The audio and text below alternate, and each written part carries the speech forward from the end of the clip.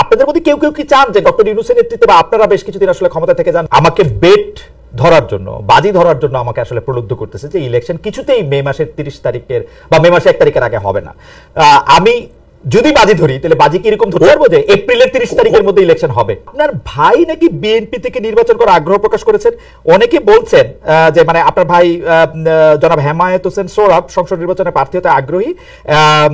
অনেকে বলছেন যে এটা হইলে আপনি কি আর লেভেল প্লেইং ফিল্ড করতে চাইবেন নাকি আপনি চাইবেন না? আপনাদের সম্পদের হিসাব জনসম্মুখে তুলে ধরার এমন একটা আলোচনা ছিল, আপনারা বলেছিলেন যে সেটি দিবেন, সেটি পরে বাস্তবায়িত হয় না। এর কি কারণ আছে? এটি ইলেকশনের ডেটটা আপনি আসলে কবে সেটা এরকম বলবেন কিনা, বা ডেটটা কবে নাগাদ ঘোষণা হতে পারে সেরকম কোনো কিছু আপনি দেখতে পান কিনা? আমার কাছে কিন্তু মনে হয় জেনারেল সাখাওয়াত, আপনি যখন আসলে আপনার ক্যাবিনেটের চেয়ার থেকে বাইরে হবেন, একটু রিটায়ারমেন্ট নেবেন, আপনি দেখবেন কিন্তু সরকারের বিরুদ্ধে কমই হয়েছে আসলে।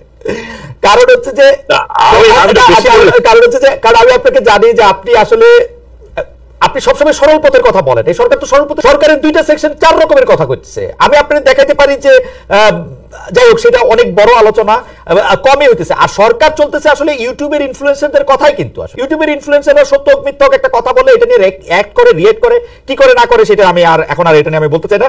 আমরা একটু প্রসঙ্গে আসি।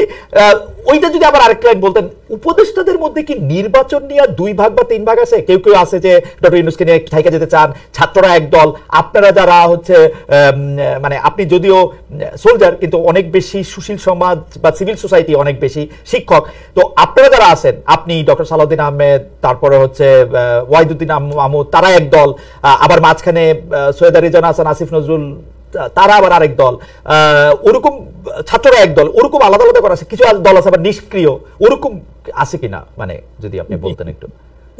এগুলো তো আপনার অবজারভেশন।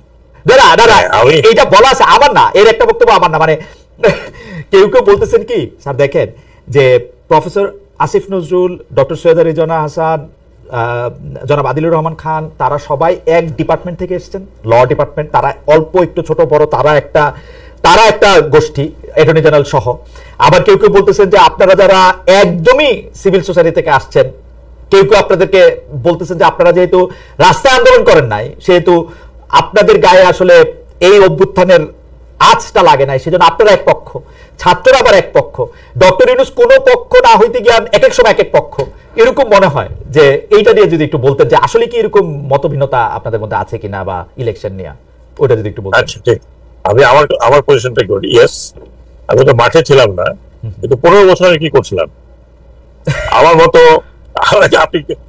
আপনি বলেন, আমার মতো মানে কনসিস্টেন্টলি কেউ কথা বলে গেছে না, কনসিস্টেন্টলি কেউ লিখে গেছে না, এবং সেগুলি সবই রেকর্ডেড, সেগুলি সবই অল ইন রেকর্ডেড। এখন আমি এত রাইফেল নিয়ে দৌড়দৌড়ি করি নাই, বাট আমি তো যতটুকু আমার বিবেক এবং শক্তি সঞ্চয় করে যতটুকু বলা আমি বলেছি। আপনি খালেদ, আপনি ভালো করে জানেন, গতবার আপনি বলেছিলেন আমাকে তো অনেক টোপ দেওয়া হয়েছিল, অনেক, ইউ নো ইট, আমি রিপিট করতে যাচ্ছি না।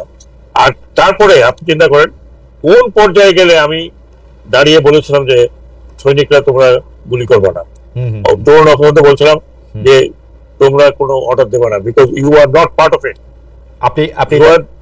আপনি এটা মানে অন রেকর্ড এবং কোর্টের মানে সংবাদ মাধ্যমে এটা আপনি বলছেন, এবং আপনার এই বলাকে অসংখ্য জায়গায় উদ্ধৃত করা হয়েছে, অসংখ্য জায়গায় ছড়ায় দেওয়া হয়েছে, এবং এটা বলা হয়েছে সময় না। সেগুলি প্রসঙ্গে আমি আসলে মানে না, আমি যেটা বলছি, আপনি বললেন যে আমি আমার কথা বলছি, আমি বাকিদের সাফাইটা গাইতে পারবো না।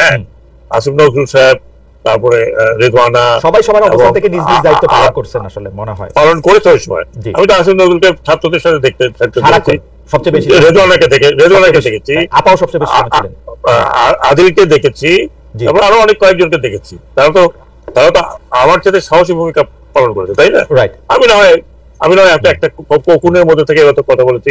অনেক সময় আমি জিজ্ঞেস করতাম যে আমি গ্রে লিস্ট নাকি হোয়াইট লিস্ট নাকি রেড লিস্ট, মাঝে মধ্যে রেড লিস্টে চলে যেতাম, আবার কিছুক্ষণ পর শুনতাম না আপনি গ্রেতে চলে আসছেন। গ্রে মানে হ্যাঁ ঠিক আছে, আপনি ডাকলে ডাকতে পারেন, হ্যাঁ আপনি নিজেও তো অ্যাঙ্কর ছিলেন যখন আমি অনেক ধরনের কথা বলেছি। এখন